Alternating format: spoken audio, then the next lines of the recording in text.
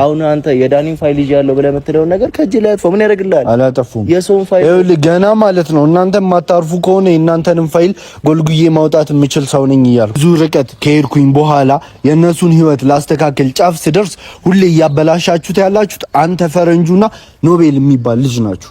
ሶስታችሁ ናችሁ። አንተ ስለ ኖቤል ተው ችግር የለውም። ኖቤል ወንድሜ ነው። የፈለገ ነገር ብናገረው መብቴ ነው። ምንም ነገር ተናገር። ሲቀጥል ደግሞ ማለት ነው እናንተ ባታበላሹ ቢኖሩ ይሄኔ የሁለቱ ህይወት ሰላም ይሆን ነበር። ማናማ የአብርሃምና የሩታ ነገር ግን አሁን ላይ አብርሃም ሄርሜላ ጋር ሄዶ ሄርሜላን ከለመዳት በኋላ ከሄርሜላ ጋር ከተላመዱ በኋላ ሩታ ጋር ካልተመለሰ ብሎ ፋይል መያዝ ምን የሚሉት ከይልህ አቡሻ የዳኒን ፋይል አወጣዋለሁኝ ካሁን በኋላ አላርፍ ብሏል። እኔ የሩታና የአብርሃምን ትዳር ላስተካክል በሞክርም እሱ ግን እያበላሸው ስለሆነ የዳኒን ፋይል አውጥቼ መሳቂያ አረገዋለሁ ሲል አቡሻ ተናገረ።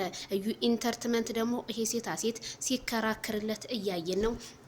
ለምን እንደምትከራከርለት አላየንም። ምክንያቱም ሌባ ሰው ምን ጊዜም ሌባ ነው፣ ለሌባ ነው የሚተባበረው ማለት ነው።